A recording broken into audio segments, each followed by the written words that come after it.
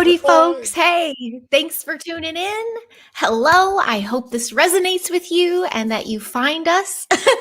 I'm Heidi Pop. I love the human experience and the different journeys everyone takes. And I love sharing some of my pals' human experience. And today's guest, in case you by chance followed me maybe 2 years ago when I started vlogging, some of my very first interviews have been with my guest today, an old friend of mine from Chicago.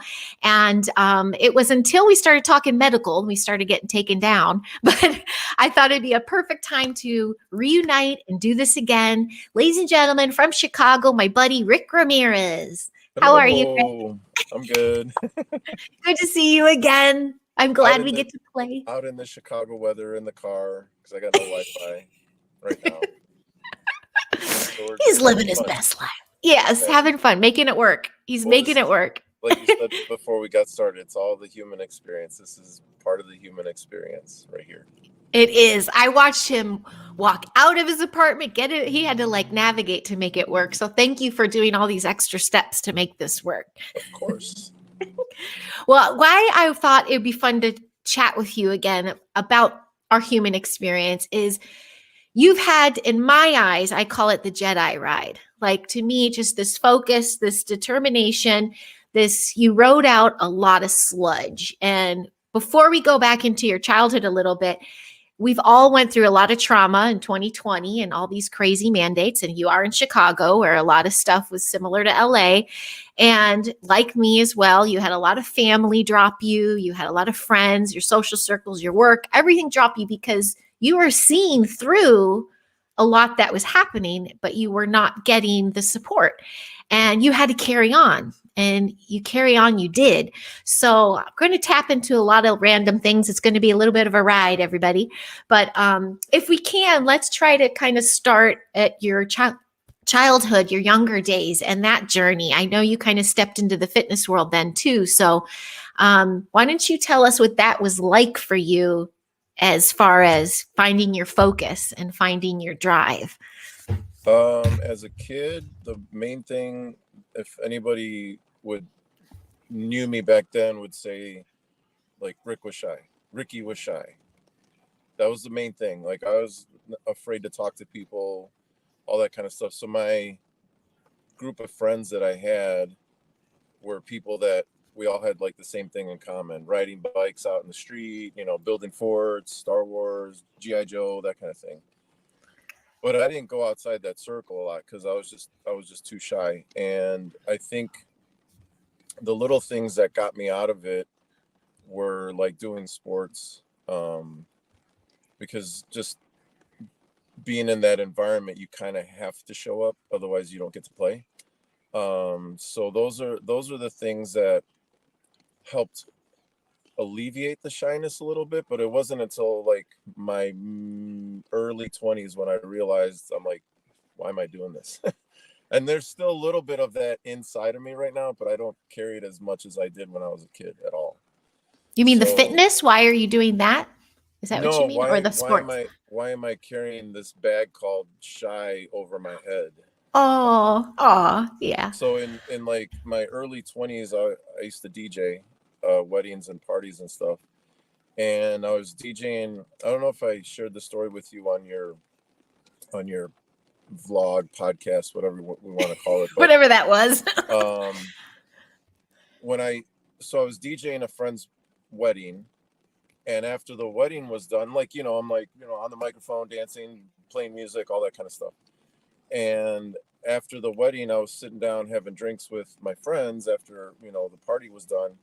And one of my friends just out of the blue goes, "Who the hell was that?" And he points at me, and I'm like, "What are you talking about?" He goes, "Who was that guy behind the DJ table on the dance floor? Who's that guy?" And I'm like, "What are you talking about?" And he goes, "That's not you. Like, you're shy Ricky. Who's that guy?" And I'm like, so my answer was, it's my job. Like, because of work, I can step out of my little shy robe and then go out and do my thing. And then I come back and I'm Mr. Shy Guy again. But after that conversation, it made me think. I'm like, wait a minute, why do I carry that around? Mm. like it was a part of me as a kid, but it doesn't mean that's who I am now. And it was one of those realizations, as I guess when you get into like adulthood, where you're like, I don't have to carry that anymore, or why am I carrying that? So that was the one point in time where I was like, oh, like I don't have to be shy all the time. So Aw. So it yeah. kind of helped you break out of your shell a little bit, the Well, I was the work thing stuff. is I was already broken out of the shell. I just didn't know that I kept putting the shell back on. Oh And yeah, and yeah. if you know, and it's really interesting that the title of the podcast is having this human experience, because that's part of the experience, is like realizing Mhm. like I don't I don't have to be this person anymore. If I don't want to be, I Mhm. can. It doesn't make it wrong or right, but I didn't realize until that point that I took it off, I put it on. I took it off, I put it on. Because I was taking it off for work. As a DJ, I was like, here I am. Yeah. Um, and in my regular life, I was still like not talking to people, hiding. Like at the weddings, at the parties, I talked to everybody. I got everybody's names, that kind of thing. I was Yeah. like Mr. Social Butterfly, but that's not who I am. It was for my job. So I realized at that moment when my buddy's like, who's that guy? It was a mask kind of thing that I carried as a kid, because that's just how I grew up, but I didn't have to carry it anymore as an adult. And so, yeah, it was one of those things that was like, oh, this is what I'm doing. Aw. Yeah. My gosh, you know what though, Rick? Another similarity because yeah, I was deathly shy kid. If you looked at me, I'd cry. Like I didn't want to participate in anything. But then I went on stage and there's my mask. I was able to perform as somebody else. Yep. And even my parents were like, who's that child? Like that's not our child. But I was like, oh, I can finally like just be because I'm something else. So I had to Mhm. learn how to integrate that Yep. because it was very freeing. And here I am. And Yeah. then yeah. And I was just going to say, like, that's kind of where our paths crossed with the whole filmmaking thing, because Yeah. I wanted to be behind the camera because of the shyness. And I also like that aspect of it. But after we did our movie, over time I've gotten in front of the camera more and more and more for my personal, like you and I've talked about it before, more for personal reasons for my daughter, like so she has a little record of what her dad was. But Yeah. otherwise, if I was just like deathly shy, there's no way like we would have this interaction. Oh, by the way, I have to bring it up. Yeah, like you just did. That was so beautiful. If anyone hadn't caught that, they are. I think most of them are still on my YouTube. But we did a little interview exchange in 2021, and he had a big disconnect with his daughter, and he really wanted to show her his human experience and show him how human he was, and that he as well had a journey. And I thought that was so beautiful. What a way to reach a kid Mhm. nowadays, like just watch this little video of me. And Yeah. he really laid it out there. And it was I want to share the whole thing, but we really dove deep in couple episodes. So that was really cool to do that. And I think of that too, Rick. I think like I don't know exactly where this is going or what's going down, but all I know is I have this massive archive of stuff that I'm not afraid to show my kids. And they're Mhm. going to always have this of me because tech's not going away. Right. So getting a little raw and real for our kids that's authentic. That's pretty sweet. Yeah. Yeah, I How think is that or how is that going? How did she receive those videos? she hasn't seen them yet. So like, Oh, because when we did that, she was 14. So it's one okay. of my things is like to wait till she's like 18, 20, and Okay. then she can, Yeah. digest it as she will as an adult. But Mhm. in when we were talking back then, you know 2020 had passed. I was seeing a little bit more of her, and it's really interesting because the whole propaganda behind everything that happened that year was scaring a lot of people, and it scared her, I think, mostly because of her age and whatnot. But Mhm. to see her now versus back then is completely different. Ah, And so I see that in a lot of people, like friends and family, that were like hiding and whatever, and yeah. they're like, don't want to talk about it, don't want to see, don't want to whatever. So the relationship with my daughter is a lot better, and not that it was bad. I wasn't seeing her because of the crap that was going on. Yeah. So it's a lot better now. I get to see her every day as I pick her up from school, teaching her how to drive. Um, I think one of the things that, and I'm probably, if I remember, I think it happened when we were having this conversation a while back, because I wasn't seeing her for that crap that was happening that year. I missed the connection with her, and I think once we started building that connection back up, now every time she sees me, and I'm in the car, so when I drive her home from school and she goes home, she's like, "I love you, Dad." Like she'll say "I love you" all the time, which I wasn't getting before. Aw. So to me, that's like, the relationship is good. If I get that kind of affection for my kid, I'm a happy dad. I don't need anything else. I love So hearing that. And she's a teen. she's a So teen, yeah. not many parents will say that with their teens. Aw. Yeah, and I don't know, because I'm sure, like, if somebody's watching this and they're like, "How do you get your kid to tell you they love you?" Blah blah blah. Well, number one, I don't see her. I see her every day because I pick her up from school, but my time with her is so limited. Like, I get 30 minutes here and there, 15 minutes because of the car drives. I don't spend time with her every day. So, like, I'm sure her mom's like, "No, she's a little punk when she does this," stuff that I don't see. Like, I'm sure you can relate with your kids. You see them all Sure. the time. Sure. So I don't get that. That doesn't mean you don't have to love your kids less or they're going to love you less. But I think there's that space for I look at it as like cherishing the little moments that we have. So she knows she'll see me tomorrow, but she's not going to see me for the rest of the day after I drop her off from school or from practice. So it's like, "I love you. Have a good day. See you later." And that's where we're at. I don't know how to build that other than I just let her know, like, "This is how I feel about you. I don't get to see you all the time. When I do see you, it's like my favorite part of the day. And as your dad, that makes me happy. I love you." And that's Aw. all I want to hear. Like, if you tell me you love me, great. If you don't want to, that's fine. But just, I want you to know that. And that's what I want her to get out of these videos eventually. So when she's older, she'll be like, "Oh, my dad he liked me." Andy was a badass. I don't know about that. In the videos, I love this, Rick, because you laid the foundation. It's roots. It's a foundation. You're getting this chunk of time, but it's still juicy and it's solid and it's a connection. Yeah. So that's pretty authentic and human too. Yeah. I love And that. and it's funny because we sort of talked about it before the video, and I think in the email you had put in there, like, career or something. Uh-huh.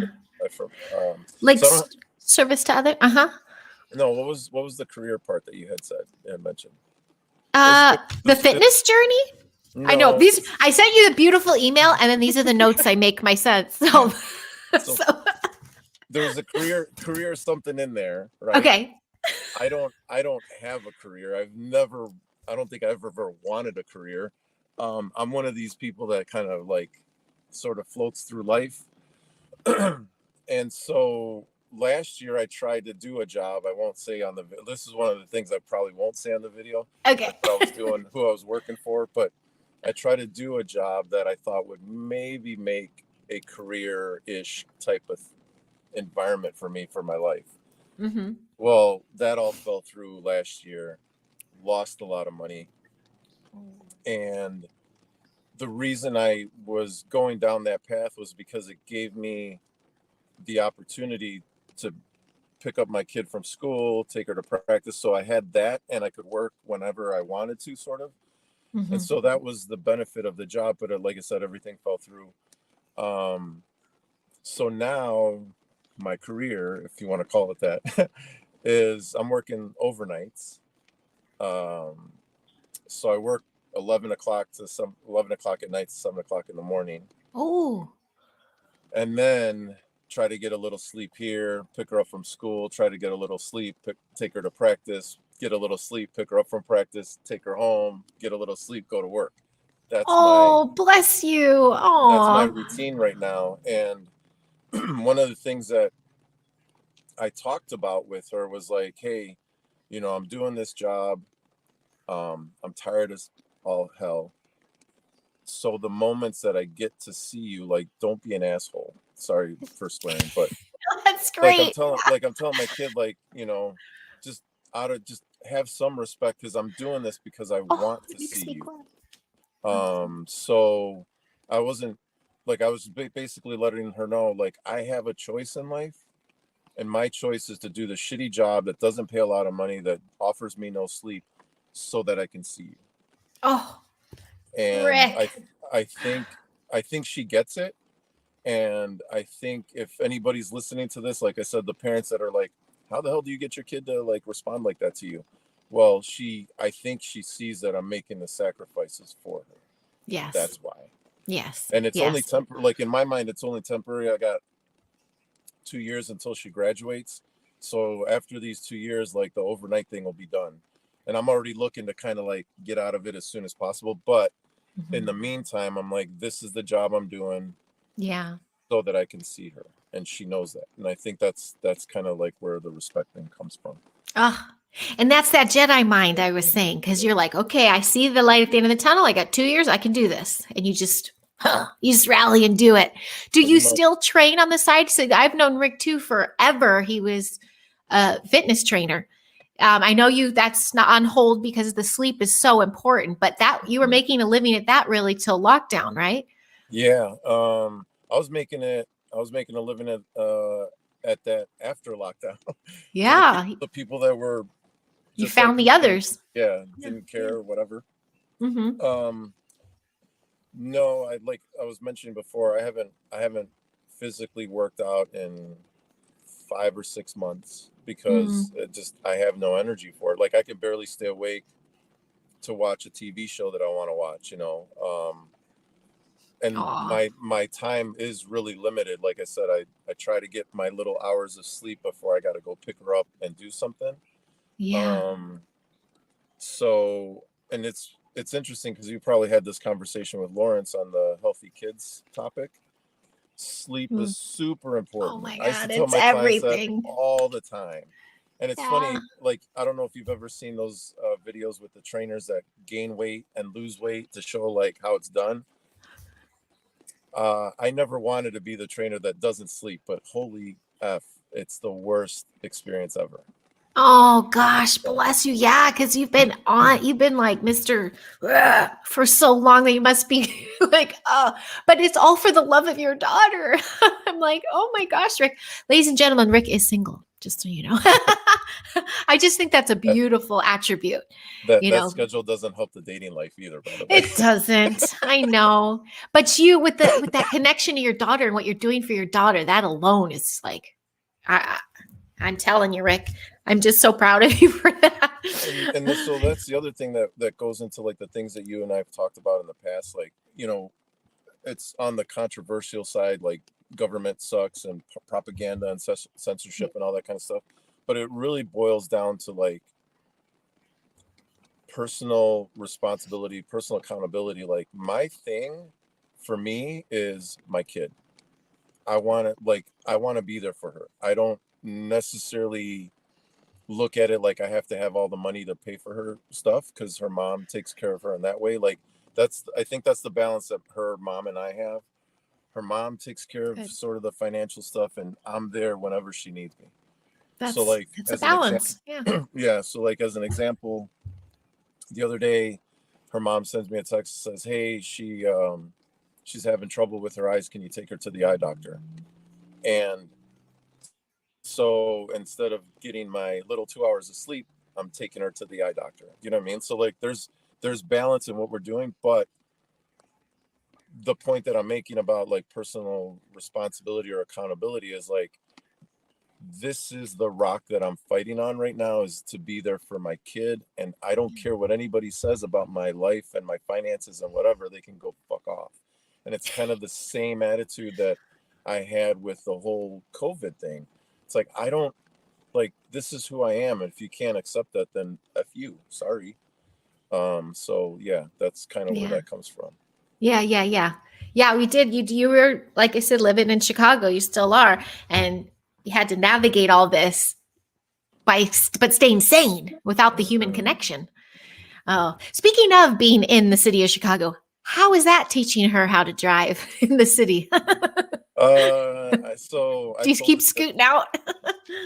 I've been taking her out west because it's, suburbs are better. Not that they're as great, but Yeah. I told her the other day, I said, sitting next to you is the best coach instructor you're ever going to have, because I've driven more miles than anybody, number one, even your two grandpas.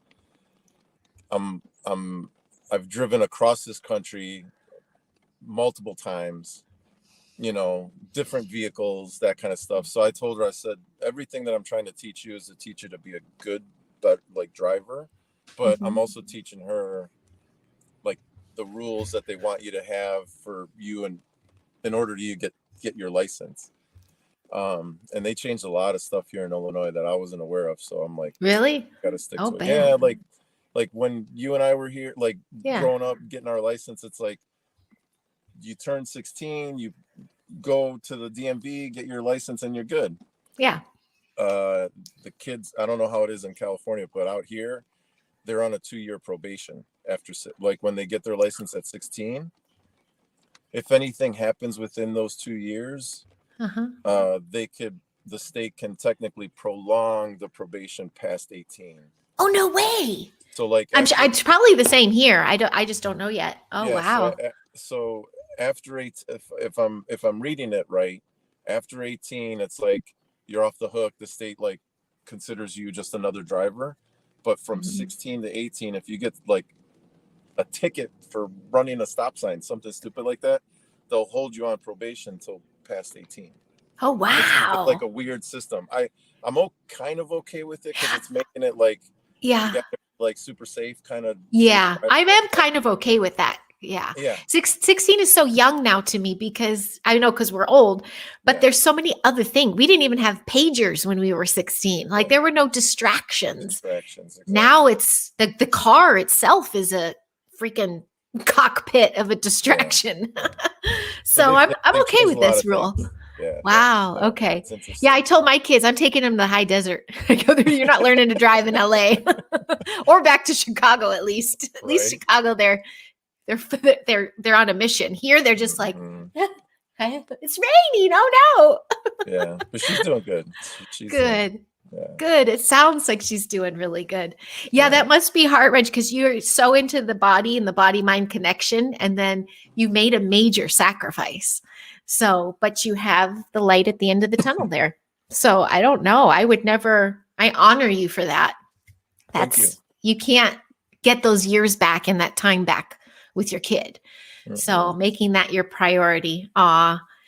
So she graduates and moves on, are you going to dive back into training and others, I should Um, say? well, so like I'm teaching two strength training classes right now. Oh, you Um, are. Look at you. yeah, Mm-hmm. so that's part of my trying to pay the bills Uh-huh. on this weird schedule. Mm-hmm. And Monday I'm going to start training, personal training, a client who was coming to my classes before. He called and he was like, I need one-on-one. So I'm still doing that. Okay. I haven't worked out for myself. And part of it is, like I said, if anybody's watching this and whatever, and you're like, you're a trainer and you're not working out. Yeah, I'm not. Number one is I'm Truth. truth. Mm-hmm. Number one is I'm lazy, because I just naturally am as a human. Uh, and I recognize that about myself. So I don't make excuses about not working out. I'm just like, I just don't want to. So that's one. That's great. Two, the the overnight schedule is really tough. Like I said, the little and legit, it's weird to say, but like I'm barely getting 5 hours of sleep a day. Barely. Oh, Rick. And it's not Oh, you poor thing. it's not a straight 5 hours. It's like an hour here, a couple of hours Oh, there, an hour here. And the hardest part about that schedule is, I call it like shifting gears in a car. Like when I'm asleep, it's like you're in first gear or neutral or whatever, and then you got to push. Like when I wake up, I'm like, everything's got to go because I got to be somewhere. oh, wow. And once that engine revs up, it's hard to shut it back down. So Sure. that's why it's hard to get sleep, because sometimes my mind is going, even though the rest of me is like super tired. And then by the time I do fall asleep, it's time to wake up again. Oh my God. You can't get the deep REM. Mm-mm, not Oh at all. no. Oh, Rick. So the workout part is on hold on purpose too, not just because I'm lazy, but because I recognize that there isn't enough energy in my body to like go push weights or run around or whatever. No. It's And not do it safe. and Oh. I was just going to say that, and do it in a safe manner. So as a trainer, like one of the things that I do when I'm talking to people is like, I try to find out where you're at in life and build around that.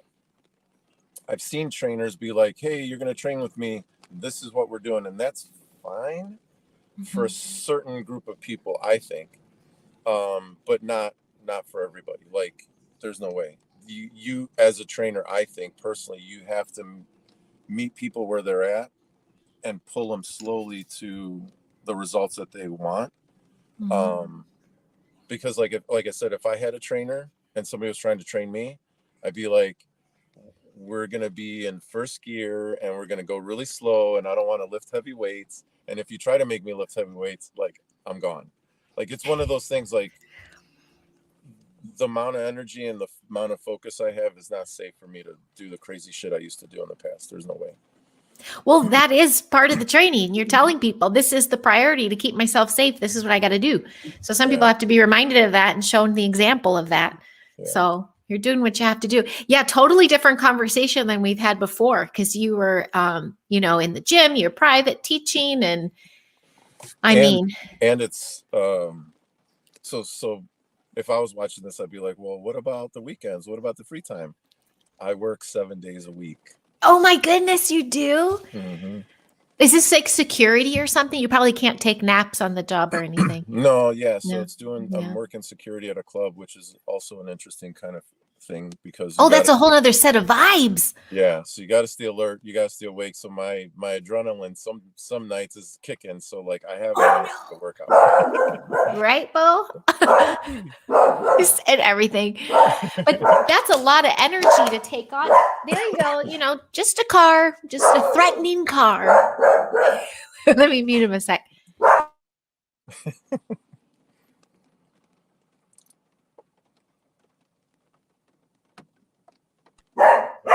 It'll calm down. This is where you get to practice your editing features.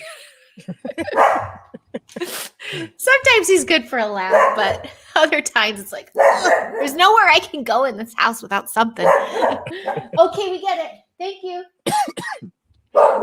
Was to say, working at now you added a whole nother element. Because that was an old world of mine too. But the clip scene, you're talking entity attachments, you're talking people's addictions and all that comes with that. So you are working out. You're trying to keep yourself safe.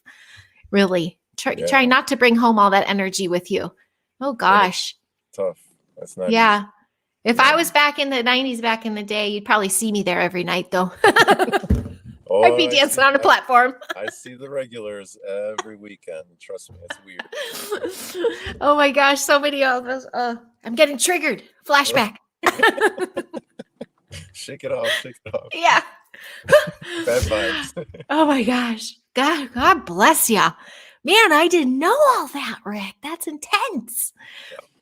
And there's the Jedi. You are focused on your daughter. That is your mission, and you have stepped into it fully, and nothing is swaying you. Wow. So that's a workout. That's fitness right there. The mind. You got to keep your mind right. Oh yeah, Lawrence is going to chew you out, man, for this sleep thing. The little backstory, everybody. The 90s days with Lawrence August Rick and I, that was part of the whole film world. And then when Lawrence and I drove out to move to LA, Rick was one of our first visitors that stayed with us a while. He had life blooming in Chicago, so he never moved out, but we were each other's home bases and stuff. So we have a since our 20s connection. Can you believe we're almost 50?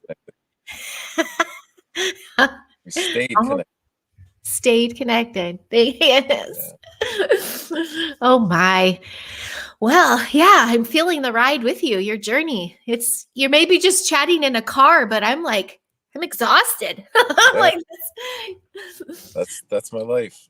wow. So let's say in 2 years' time, she graduates. We were talking about, maybe to get the train thing, but anything else you see for yourself? I know you take the time to travel though.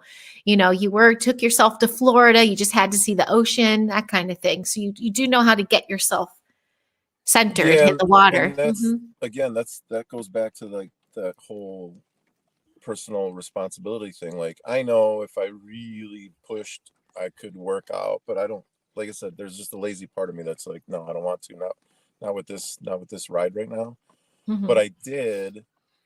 Like the overnight job is obviously brand new, so most of the time when you get a new job, they tell you you get vacation time after 3 months or 6 months or whatever, and it's like this many days or whatever. And I was working the overnight, the nightclub, and the gym in January. Like that's when all three of them kind of hit at the same time. And by end of March, I was like, I need a vacation. And I told everybody, including the main source of income, the overnight job, I don't care if you guys don't pay me. I don't care if I don't have vacation time. Like I'm out of here for a week. And so my boss was actually pretty cool about it, and told me that they could use my flex time for the time that I'm off to pay, like still get a regular paycheck. Oh, good. So it all worked out in the end. But yeah, I was at a point where I'm like, I need to go. Good for you. You declared. Yeah. You made a declaration. This is what I need. And then everything lined up for you. And then you took your ass to Florida and surfed. I surfed one day. I wish I surfed more. But I mean, like talking about sleep, the first 3 days I was down there, I was literally laying in bed, just knocked out, catching up. So day 4 is when I finally got to the beach. Day 5, I went surfing. And like I was telling you earlier, that's probably the most workout I've done in all this year. It was just going through the waves and battling nature. That was awesome. I loved it. You were probably like a little kid in there, like, yeah, that was awesome. I love that. You took ownership and personal responsibility. That was good. Ooh, I didn't know that pivot was going to hit. That's a good one. Yeah. and it's weird. Like, like we said, I was determined no matter what, like I'm going, but in a way, and we've talked about this before. I mean, you and I've talked about a lot of different shit, but it's like, I think for me personally, there's a lot of times where my mind is like, it can't be done. It can't be done. It's not going to work out. It's not going to work out. And then usually when I don't focus on that stuff, or like, I'm just like, I just need a break like I did recently. And I'm like, I'm going to go. I don't care if I get paid or not. Then everything just kind of works out. It's weird, like how that happens. It's cool how that happens. Yeah. Cool. It's authentic. You're just like, bam, this is what it is. But when we get stuck in here, we get stuck. In general, yeah. You have to know how to line it all up, which takes rest and focus. Definitely. Oh, I wish so. Your 7 days a week work includes the overnight of the main paycheck, but the club is separate. The club is another thing. So you don't have to do that 7 nights a week. No, just okay. Weekends, just Saturdays and Sundays. Yeah. See how I keep going back to that, because I just think of. I didn't cause security guards trouble, but they had their eyes on me. So I know that's a lot. Will she ever leave the dance floor? Right. We're closed, lady. Unfortunately, I'm not in the club. I'm upstairs at the door, but Okay. I see the characters. So Yeah, yeah. Well, you didn't bring it up, but you navigated something else, and something which is one of my main springboards of when I was like, that's it, I'm done, I'm leaving Chicago, was the blizzard of 99. So you mhm. just came out of a winter into spring. How was that? Because that, to me, I tell people that's a whole different hibernation. You have, Chicago's such a great city, spring, summer, fall, but you hibernate hard in the winter and you can get a little crazy. So how did that go for you? So we haven't had well, if you want to talk about spring, like I guess it's raining now, but I hate this place because of the weather. It's not right. You're not It's ready. It's not ready to like so here's the t-shirts. thing, like right, I go to Florida, take my little 10-day vacation, go surfing. It's 80 degrees every day. It's beautiful. Come back to Chicago. The week I came back, we're in the 80s and 70s. So I'm like, sweet, I brought the sunshine back. And then over the weekend it drops to 40s, and then on Monday it's 30, and we're in that roller coaster again. It's just like, dude, this is so depressing. I can't. Yeah.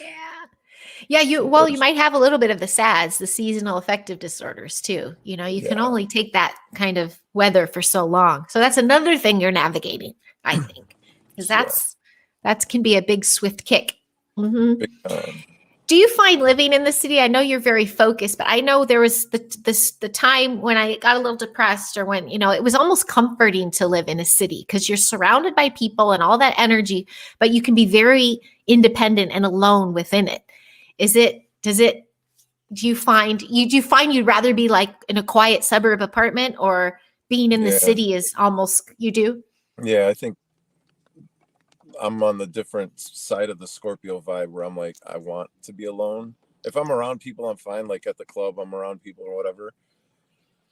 But just like with the DJ story, it's like, it's my job. That's why I'm there. I don't want to be at the club. I don't want to see all these people. I don't, I don't want to be around all that vibe. I'm there because it helps pay the bills, and helping pay the bills kind of helps me see my kid on Mhm. the schedule that I want with her. But yeah, so after she's done with school and goes off to college or decides to do whatever she wants to do, like for me, that's when I'm like, I'm out of the state. I'm gonna go somewhere quiet and warm, and hopefully it has a lot of waves so I can go surfing a lot. That's the plan. That's how I'm gonna Yay. like go into my what do they call that, like riding off into the sunset. That's what I want to do, like Okay, cool. chill. Is that south or out west? You always have a place here if you want. I'll go visit. Okay. California is kind of crazy, but I like Florida. I like the Gulf side because the water's warm. I was It's surfing beautiful. on I went to Cocoa Beach to surf, so that was kind of cool, but the water was a little bit colder out there than it was on the Tampa side. Mhm. Mhm. So it'll probably be something like that. I don't know. We'll Okay. see. Okay. Oh, I envision such a Yeah, great journey. sure. And then your daughter can come visit you there. Absolutely.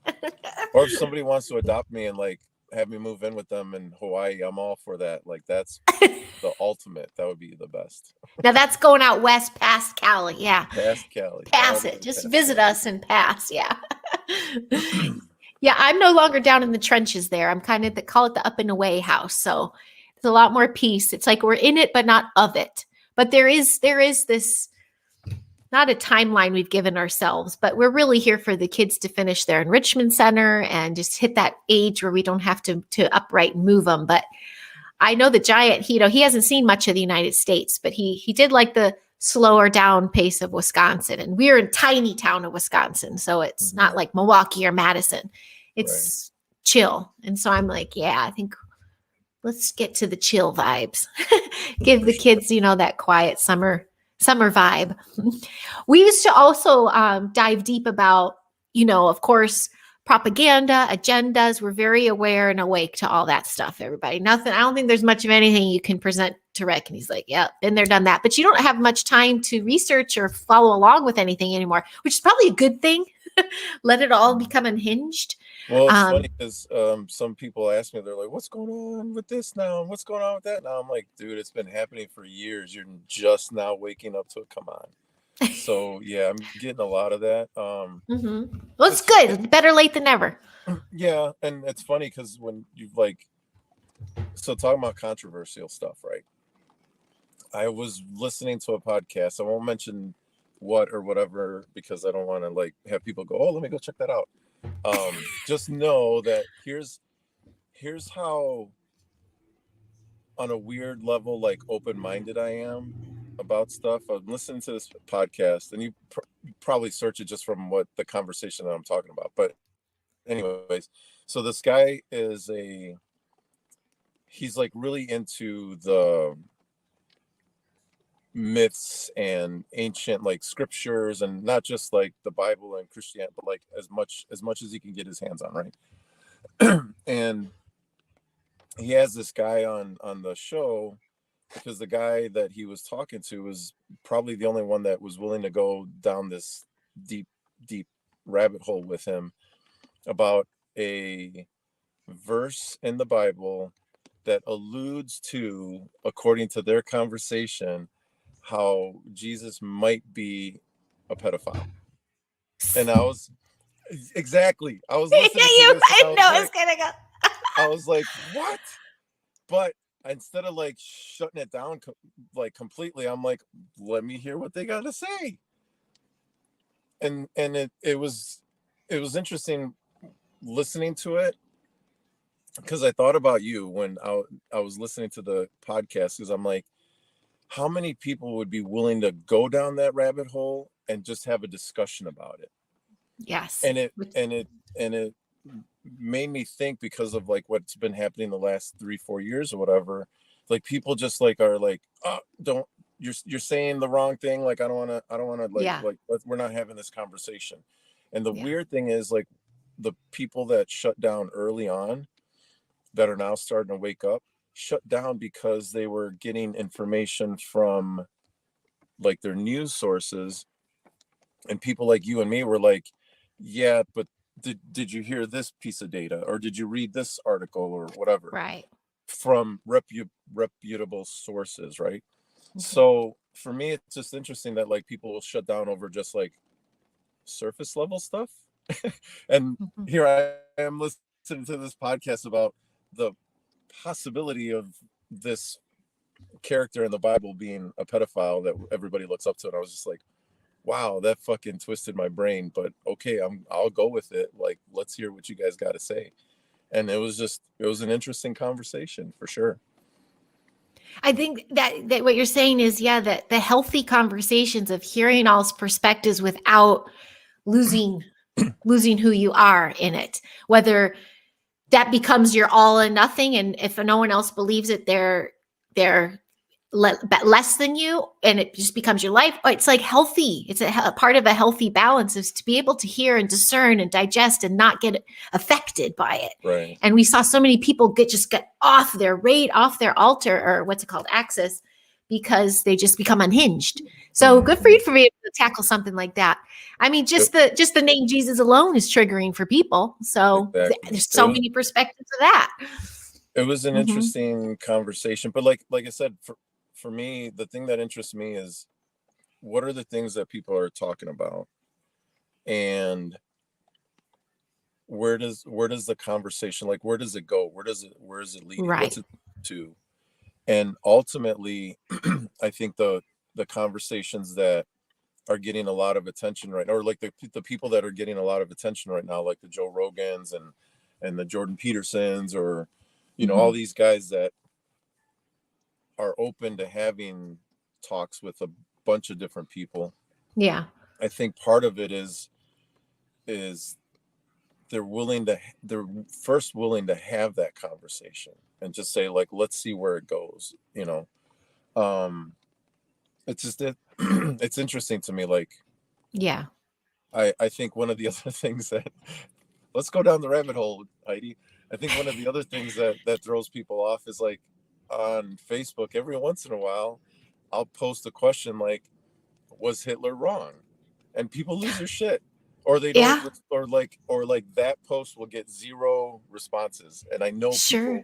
I know people are seeing my shit because they comment on the other goofy stuff, right? Yeah, yeah. But I think one of the things that I've noticed is like the controversial posts that I'll throw out there every once in a while. That's when everybody's silent, even when they agree with me. Because Mhm. when the whole COVID thing was happening, I had friends say, I like your posts. I see what you're saying. I wish I could say the same, but my job, my coworkers, my this, that, they're going to see what I put. And I'm like, why are you afraid, man? Yes. Yes. So, so it's interesting to me, like throwing out a Hitler thing, Mhm. or, were the Nazis the bad guys, the real enemy, like shit like that. Like, I don't know. I'm just asking a question, You're but just asking, you're just going, you're going like this, poke. yeah, and you get the shots fired back, which is fine, but Yeah. a lot of it is like, oh, you're just an idiot for believing all that, Mm. conspiracy theory stuff. And it's like, but what if, like, we got lied to about fucking vaccines and a virus? Like, why wouldn't it What blow else has your been mind? lied about? Well, yeah. Yeah. What else have Yeah. we been lied to Yeah. about? Like, I'm just And asking a question. I also think there's been a hypersensitivity lately. We've been literally programmed to be triggered. And this goes especially true with a lot of the trans ideology and the gender ideologies and all that that's happening with the youth. And I watched how they were programming that in so that you can't speak up like you do, or you're a target. And it's like, oh, this is really an intricate web of slavery, like, and, shutting people down. And you always broke free of it. You're like, I don't give an F. I'm sharing this. Exactly. It's like, I don't fucking care. What's the worst that's going to happen, or that has happened? The worst that has happened is I get put in Facebook jail, or friends, family members unfriend me. Oh well. Oh Yeah, and well. that I went through that as well. And this is something I don't think I even shared on here, but get this. When things were so gnarly, like right before 2020, the alphabet letter and number 45, I posted a lot about that stuff. And the one family member, she's an aunt of mine that I always looked up to. Like, she was like that favorite relative. I was almost even like, are you really my sister? Or, I wished are you my mom? Because I was just so like, when I was going hard, and I never went negative. Anyone that would follow me, I never was like, you sons of bitches, think like me. I was just like, whoa, have an awakening day. Check this out. Look at that, all this stuff.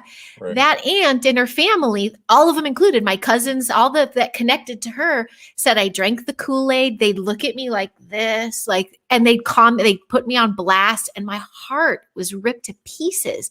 Right. Come to find out, when my mom was visiting recently, we were just having a conversation about them, and they all shut me out years ago. And my uncle died. My uncle died almost 2 months ago, and no one thought to tell me. And I was just like, so I could have gone, Mom, why didn't you tell me it's you? Or sister, why, what the hell? And then I was like, no, that's my relationship. And I could look directly at my aunt and go, why couldn't she even tell me that he died? Right. And I go, she doesn't like me that much. And what turned into a heart pain, I was like, I wasn't feeling anything. And then I realized I already mourned them. I mourned them when they cut me off. That was a death. That was a death then. When you get suppressed and censored, it's a form of mourning and death. And you're like, but I'm not doing anything wrong. Now, there is a form of shit posting out there that I do not agree with, and it's in faces and it's combative. I've never been like that. But when a heart-centered person, I was raised so like part of the family and keeping the peace, when they cut me out over my belief systems, and then not even tell me that a relative died, I was like, there is something seriously bigger that's wrong here in society. And it has nothing to do with information war. It's the human connection. And so we've been battling that, I think, ourselves. That's been our connection too throughout the years, is like, either pulling our bootstraps up again, or family members dissing us, or community shouldering us out. But we're like, but we're not crazy. We're just trying to provoke conversation and intellect. So it's still a war on consciousness, people. And, there we are. I agree. And it's funny, like, I thought about this a few days ago. It's like, online you see like these posts about what would you do if the apocalypse happened, like, you run, you fight, you whatever. And I'm just like, we're in the zombie apocalypse right now. I'm like, it's not what would you do, like what are you doing? Because it's happening like right now. Yes. Yeah. Yeah. And you're right, it's all about the connection, it's all about consciousness. It's like, why is it so wrong to have a discussion about something that you're curious about? And it's like, let's flip it to the other side. Okay, like let's talk about the trends agenda thing. Mhm. So if, let's say I have somebody who's in my life who has been hiding this because they're afraid of how other people are going to see them, and then they open up and they say, hey Rick, by the way, I like to dress in women's clothes. Okay, cool. Like, why would I bash you for that? Like, I think the one thing that people don't recognize is how you were saying, like, and I don't think it's coming from necessarily from trans people. Like, I don't want to put that out there. I think there's a higher level of master to slave that's like dictating this. but Totally. but I do see and I do recognize, just like how you were saying, like there's for sure an agenda to try to like indoctrinate the kids into this, because it's like, dude, if you're an adult and you want to dress like a woman, and go for it, I don't Yeah. care. I Yeah. think the thing that offends a lot of us that would normally be like, do your thing, is that there's a push to get the kids involved, and that I don't see as a right thing. No. Yeah. And the interesting thing with that is, so like last week I was talking to a person who wanted to hire me. Again, I'm not going to mention like names or industry or whatever, but they Mhm. wanted to hire me, and they were showing me how to do the job. And there was a process in the job, in the way that they were doing the job, that was borderline illegal for the industry. Ooh. And I Okay. told this person, I said, so that's what you want to hire me for? And they're like, yeah. And I'm like, I'm not doing that.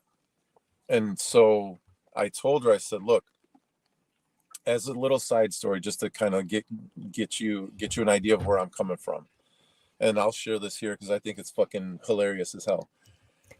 I applied for a job, and then they send you to go get your medical, do a P test, drug test, that kind of thing. So on the questionnaire, it's one of the questions is, do you drink alcohol, blah blah blah, and one of the questions on there was, do you smoke marijuana? And it said smoke marijuana on there. So me being the um asshole that I am, I'm like, do edibles count? And I put that in the like a question mark. So when it's my turn to see the doctor, he's looking at my little chart and he's going, no drugs, not allergic, da da da da da. He goes, what are edibles? I'm like, dude, you're the doctor. Do you not know what edibles are? And he goes, no, what do you mean by edibles? I'm like, like marijuana and brownies, cookies, things like that. And he goes, oh, he goes, yeah, that's illegal. And I said, why is it? Look, so in Illinois, it's Yeah. not. It's right. It's not illegal. But here's the Right. thing. Here's what I didn't know. The job I was applying to was a federal position. So technically, I can't have marijuana in my system for that position. So the doctor told me, he goes, if you don't pass your test, you're probably not going to get hired. And I'm like, well, that's fine. I was just asking the question. I'll pass my test. The next day, the hiring manager calls me and he goes, what the fuck did you say to the doctor? And I'm like, well, and by the way, the hiring manager is a friend of mine, so he can talk to Okay. me.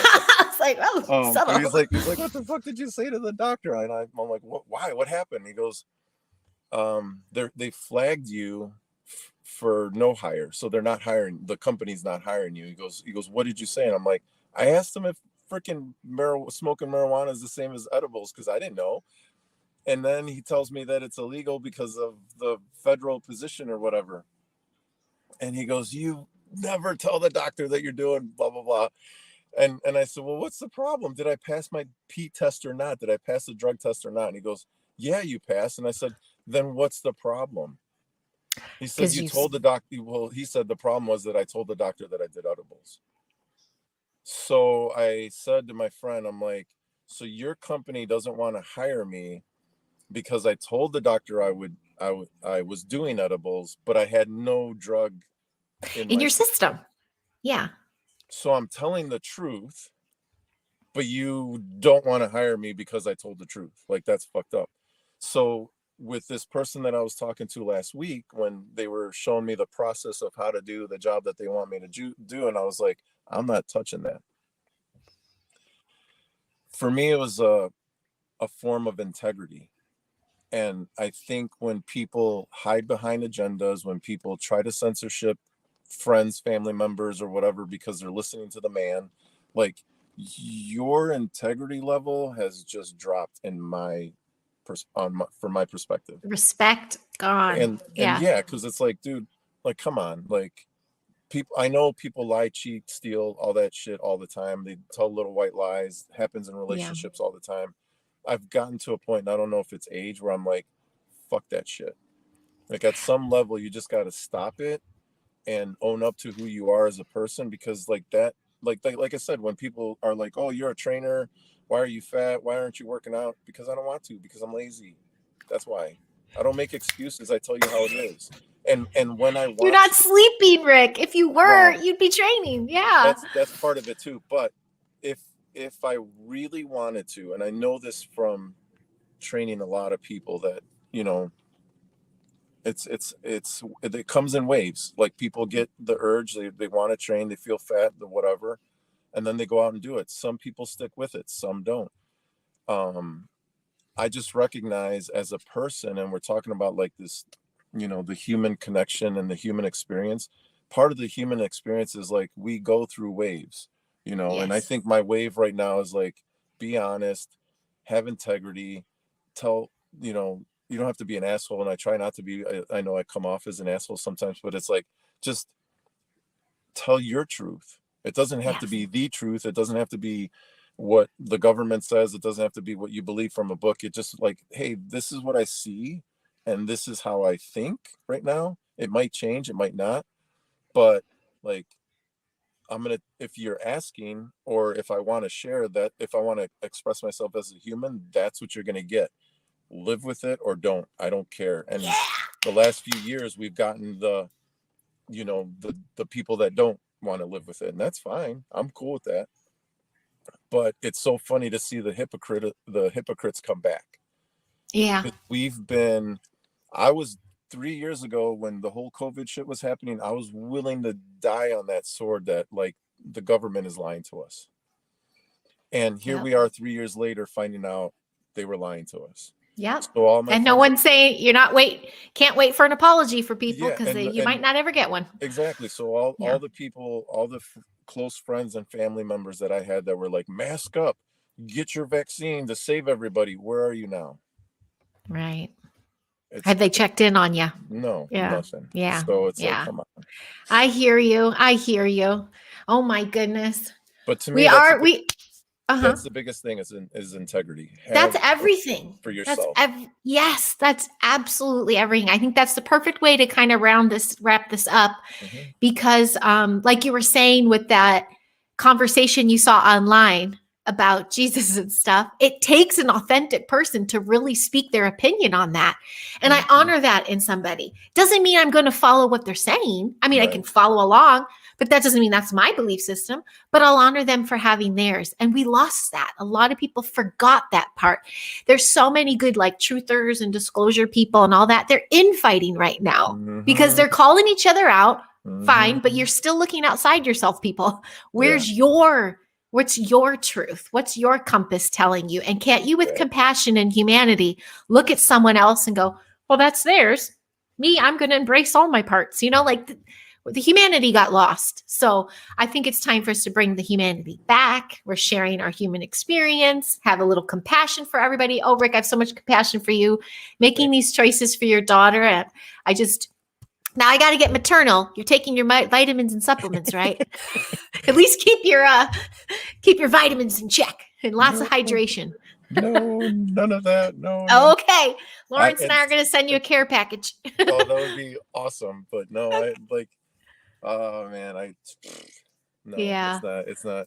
I'm trying to eat right. Let's just like, that's the little thing I can sort of control. That's a huge thing. That's a huge thing. And my thing when people are like, what's eating right, whatever, to me, it just means not stuffing my face every 5 minutes or whatever. So I'm more on the fasting schedule, especially because I don't sleep a lot.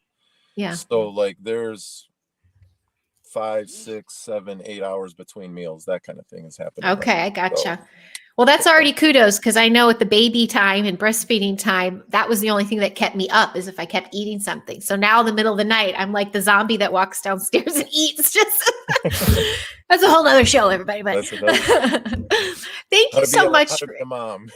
I know, right? How to be a mom show. How to navigate the zombies, the zombie era. Not just the exterior one, but the one you have when you have children.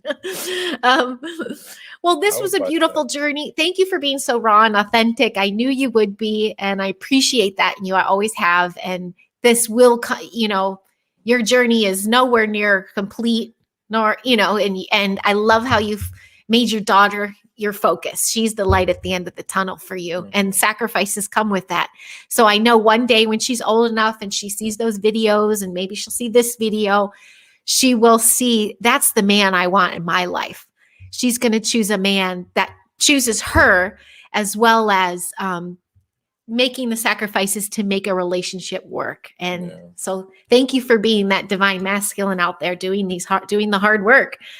Yeah, I'm like, let's talk fitness. Let's talk about, you're like, well, I think I have a different story today. Like, no problem. Let's see what because goes. you didn't know where I was. I didn't know this part. Yeah. I was like, oh, and I send you so much love. And it just goes to show I need to connect more as well with you. So we'll connect more. Thank you so much, Rick. So people can still find you shit posting on Facebook. Aren't you on Instagram too? You're on IG too, I think. So yeah, the Facebook stuff is a little bit on the political, controversial. And so here's the other thing. I want to throw this in there. One of the things that I've recognized with Facebook is it's a little bit of a time capsule. Yes. And so I've put those posts out there, and I've said this I've mentioned this to people.